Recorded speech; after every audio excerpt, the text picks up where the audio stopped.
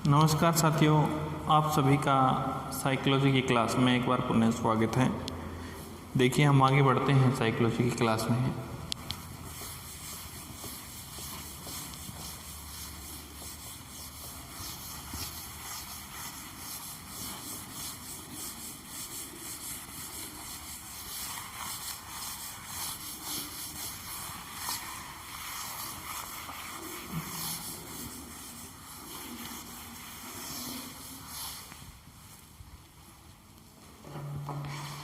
पिछली क्लास में हम पढ़ रहे थे शिक्षा विधियों के बारे में। मनोविज्ञान हमारा विषय है। मनोविज्ञान में हम जिनका अध्ययन कर रहे थे वो कर रहे थे शिक्षा मनोविज्ञान में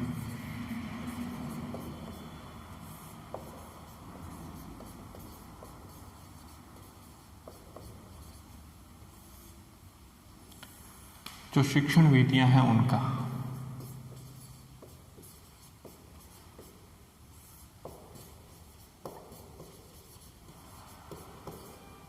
शिक्षण विधियों को हमने दो रूपों में रखा था साथियों। शिक्षण विधियों को हमने दो रूपों में रखा था। एक तो थी हमारी आत्मनिष्ठ विधियां,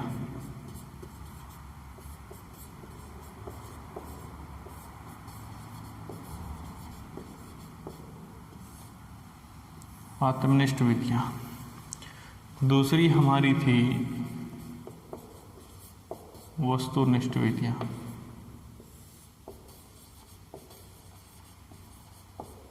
आत्मनिष्ठ विधियां और दूसरी हमारे सामने थी वस्तुनिष्ठ विधियां। इनको दो रूपों में रखते हैं हम विधियों को। एक आत्मनिष्ठ, दूसरी वस्तुनिष्ठ। आत्मनिष्ठ विधियां हैं, उसमें हम रखते हैं गाथा वर्णन विधि,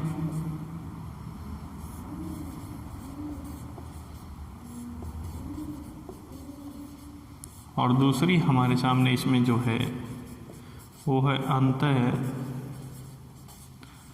दर्शन विधि। उसके बाद में वस्तुनिष्ठ विधियों के बारे में हमने पहले में कुछ चर्चाएं की है। उनमें पहली विधि है हमारे सामने प्रयोगात्मक विधि,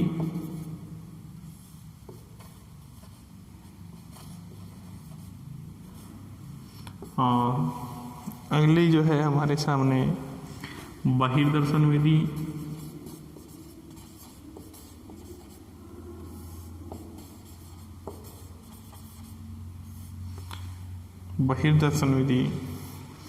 और मनोविश्लेषणात्मक विधि,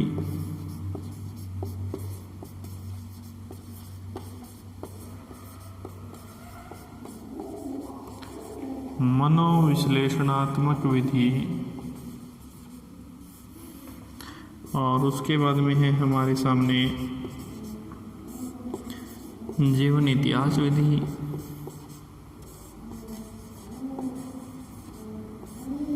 फिर है हमारे सामने सर्वेक्षण या निरीक्षण विधि,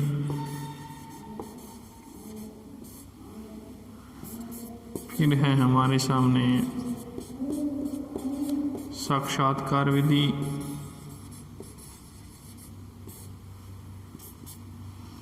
और फिर है हमारे सामने उपचारात्मक विधि,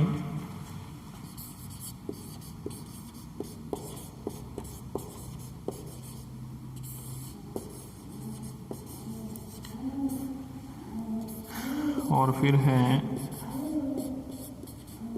विकासात्मक विधि।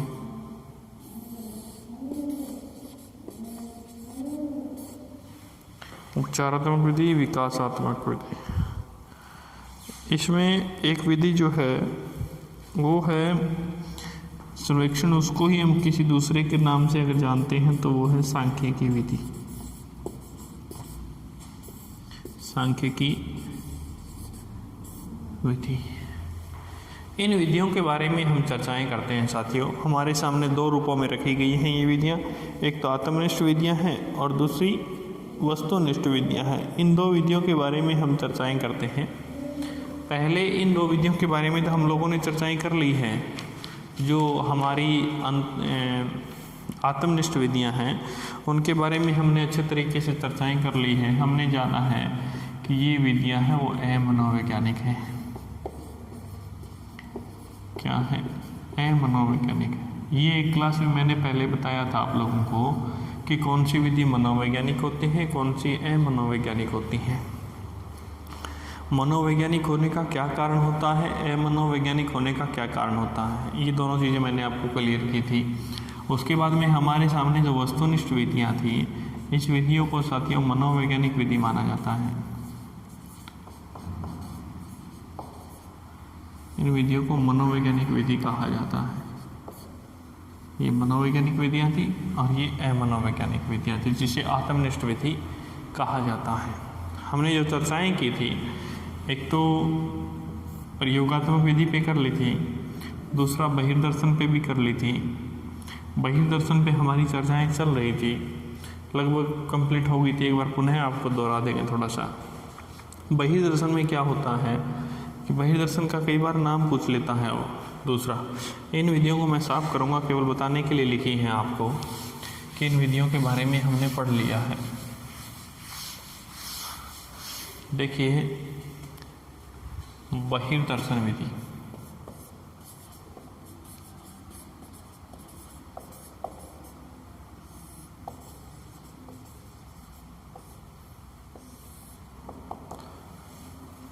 बहिर्दर्शन विधि के बारे में हम बात करें तो इस विधि के सबसे पहले जो मेन बातें जो रह गई थी, इसमें एग्जाम्पल समझाया था मैंने आपको कल। इसके जो प्रतिपादक हैं वो हैं जॉन ब्रोड्स वाटसन। जॉन ब्रोड्स वाटसन के बारे में मैंने आपको बताया था। सबसे इम्पोर्टेंट बात यही थी इनकी कि निवासी अमेरिका के थे। निवासी कहाँ के थे साथियों? अमेरिका के। और ये एक व्यवहारवादी थे, व्यवहारवादी थे। और ये व्यवहारवादी होने के कारण ही इन्हें व्यवहारवाद का जनक कहा जाता है। व्यवहारवाद का जनक इन्हें कहा जाता है। 20वीं शताब्दी से लेकर के 20वीं शताब्दी यानी 1900 ईस्वी से लेकर वर्तमान का जो कार्य किया, वर्तमान तक का जो मनोविज्ञान चल रहा है, वर्तमान तक का जो मनोविज्ञान है, उस मनोविज्ञान को व्यवहारवाद का जनक कहलाने वाले यही थे। इनके एक शिष्य थे वुडवर्थ शिष्य थे इनके, वाटसन के। और वुडवर्थ ने कहा था, वुडवर्थ ने मनोविज्ञान के संबंध में एक अर्थ यात्रा परिभाषा दी थी, जो सबसे इम्पोर्टेंट है। अर्थ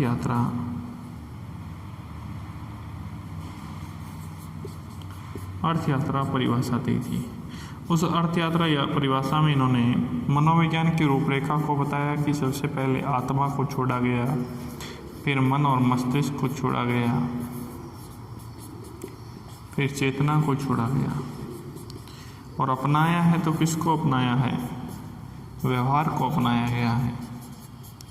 व्यवहार को अपनाने का एक ही मकसद था, इन्होंने कहा वाटसन ने, कि व्यवहार हमेशा प्लस होता जाता है, व्यवहार कभी भी माइनस नहीं होता। इसी विधि के प्रतिपादक थे जॉन ब्रोड्स वाटसन। जॉन ब्रोड्स वाटसन ने कहा था कि इस विधि को, ये जो विधि है, इनको निम्न उपनामों से जाना जाता है। बहिर्दर्शन विधि को इसके कुछ एक उपनाम दिए गए हैं। उपनामों के बारे में हम चर्चाएं करें तो हमारे सामने सबसे पहला जो नाम निकल कर के आता है वो आता है निरीक्षण विधि। निरीक्षण विधि। दूसरा जो नाम निकल कर के आता है वो आता है अनियंत्रित निरीक्षण विधि। तीसरा जो है हमारे सामने, इसे कहते हैं अवलोकन विधि।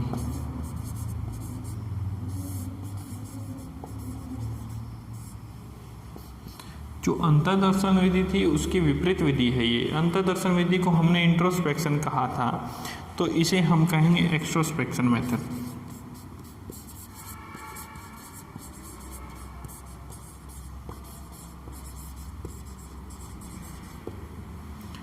एक्सट्रोस्पेक्शन मेथड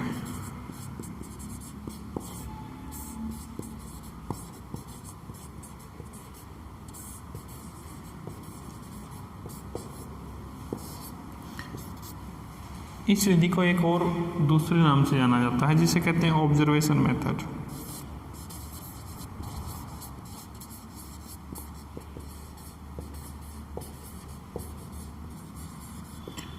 ऑब्जर्वेशन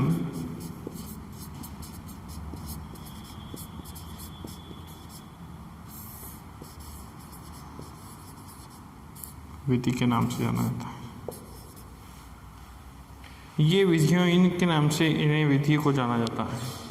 और ये जितने भी नाम दिए गए हैं साथियों, इन सभी का एक ही अर्थ है, चाहे वो बहिर्दर्शन हो, चाहे वो निरीक्षण हो, चाहे वो अनियंत्रित निरीक्षण विधि हो, चाहे वो अवलोकन हो, चाहे वो इंट्रोस्पेक्शन हो, चाहे वो ऑब्जर्वेशन हो, इन सभी का एक ही अर्थ है। वो अर्थ है कि ध्यान पूर्वक देखना,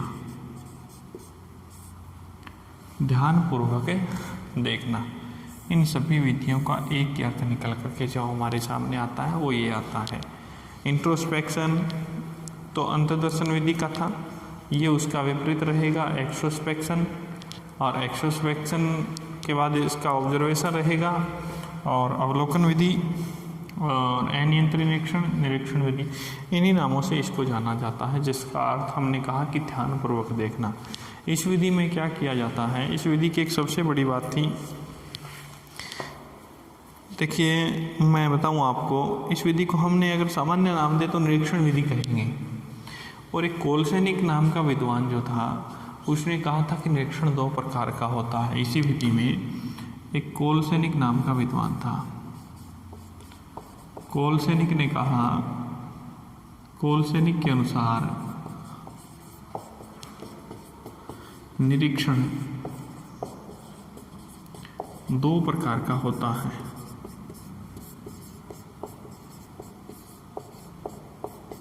कोलसेनिक के अनुसार निरीक्षण दो प्रकार का होता है। एक तो होता है औपचारिक निरीक्षण,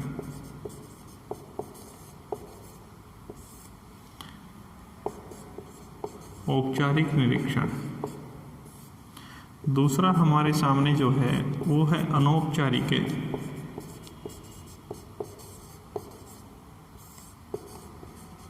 निरीक्षण। औपचारिक निरीक्षण, अनौपचारिक निरीक्षण। औपचारिक निरीक्षण उसे कहते हैं नियंत्रित निरीक्षण, नियंत्रित निरीक्षण। अनौपचारिक निरीक्षण है उसे कहते हैं अनियंत्रित निरीक्षण। ये तो थे निरीक्षण के प्रकार। इसी विधि को हम जब पढ़ते हैं तो इन निरीक्षण के प्रकार हमें पढ़ने पड़ते हैं। ये कोलसेनिक के अनुसार थे साथियों। अब इसमें सबसे इम्पोर्टेंट बात वो थी, वो ये तो थी सारी की सारी बातें इसमें कि अवलोकन किस तरीके से किया जाता है। एक प्रयोगकर्ता होता है, एक प्रयोज्य होता है, एक प्रयोग होता है। जिस विषय वस्तु से संबंधित होता है उसे प्रयोग कहते हैं। जिसके ऊपर रिसर्च की जाती है, जिसके ऊपर अनुसंधान किया जाता है उसे प्रयोज्य कहते हैं।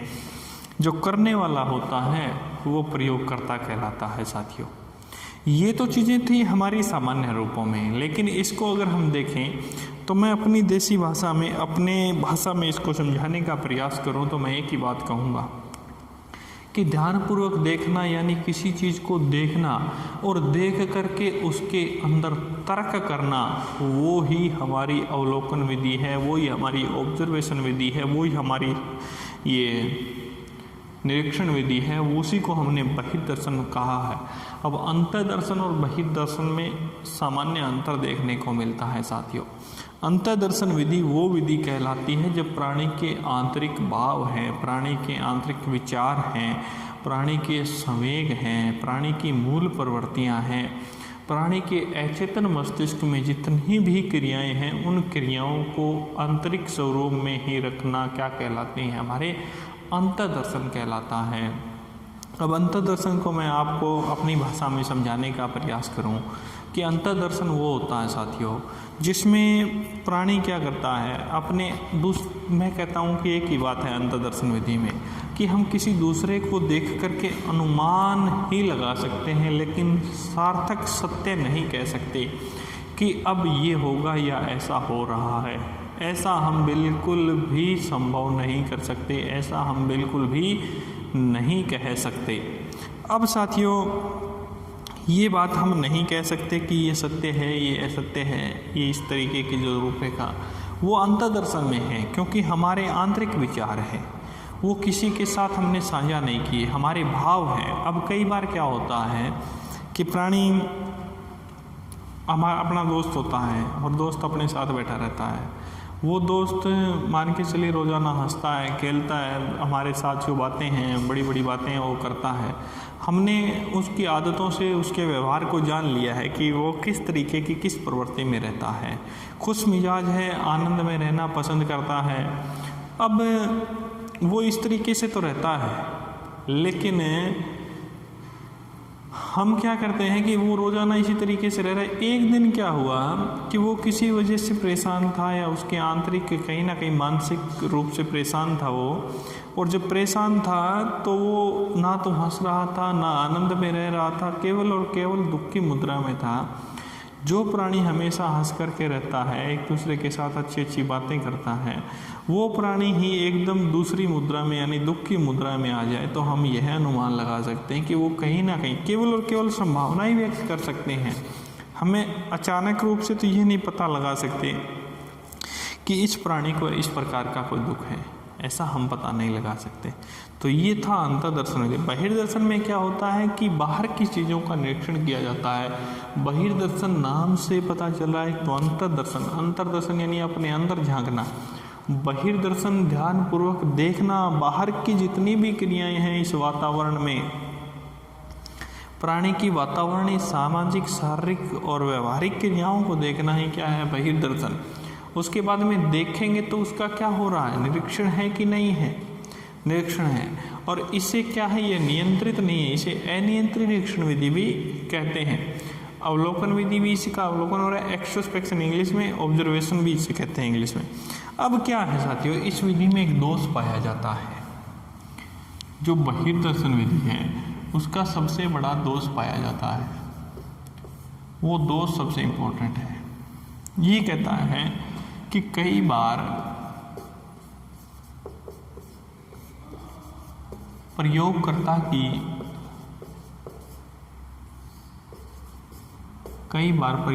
की लापरवाही के कारण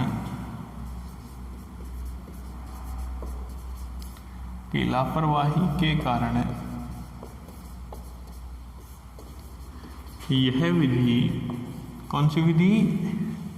बहिर्दर्शन विधि। यह विधि नियंत्रित से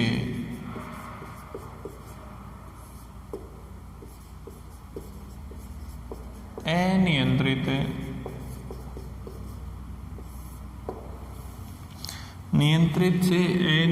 निरीक्षण विधि में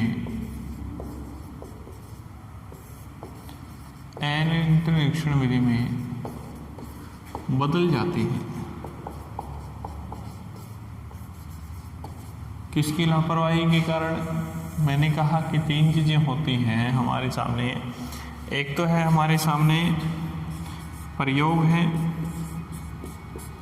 दूसरा प्रयोग करता है,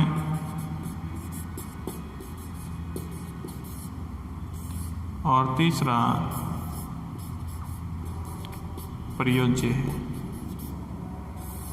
ये तीन चीज़ें हैं, और तीनों चीज़ों की हम बात करें तो इसमें प्रयोगकर्ता की बात कर रहा है। ये लापरवाही किसकी बात कर रहा है? प्रयोगकर्ता की। जब हम किसी का निरीक्षण कर रहे हैं, एक बात तुम लोग भी जानते हो, अगर तुम किसी के बारे में कोई चीज़ तुम्हें मान के चलिए कोई देख रहा है, यानी आप मेरे को देख रहे हो, मेरा अवलोकन कर रहे हो, जब मेरे को ये पता चले कि मेरा कोई अवलोकन कर रहा है तो मैं बहुत अच्छे तरीके से अपने आप को प्रस्तुत करूँगा। और जब मेरे को ये लगे कि कोई देख तो रहा ही नहीं है, उस समय हम अपने आप को एक सही तरीके से, और जो हम दिखते हैं ना वो नहीं होते हम रियल में।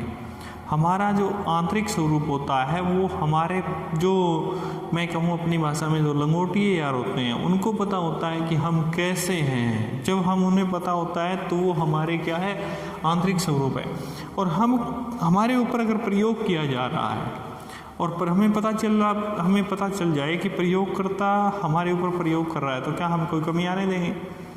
नहीं आने देंगे, कदापि नहीं आने देंगे। लेकिन जब हमें ये पता ना चले कि प्रयोगकर्ता हमें नहीं देख रहा, तो हमारी वास्तविक स्थिति कुछ और होती है। जब हम यहाँ आ रहे हैं, कॉलेज में आते हैं, तो यहाँ कॉलेज में जब हम आते हैं तो हमारी वो वास्तविक स्थिति नहीं होती। यहाँ तो आना पड़ता है इस तरीके से नहा धो करके और बैठ करके यहाँ अच्छी अच्छी बातें करनी पड़ती हैं। लेकिन जो हमारे आंतरिक संवेग है, हमारी जो स्वरूप है, हमारी जो क्रियाएँ हैं, वो क्रियाएँ एक सही दृष्टिकोण में तो दिखाई नहीं देती, क्योंकि यहाँ पे तो प्रयोगकर्ता होते हैं। और जब यहाँ आपको ये एक सीधी सी बात है कि जब हमें कोई देख नहीं रहा होता तो वहाँ अपने जो सही जो निष्कर्ष है ना वो तब निकल करके आता है। जब कोई देख रहा होता है तो वहाँ सही उपयुक्त निष्कर्ष नहीं निकल करके आता।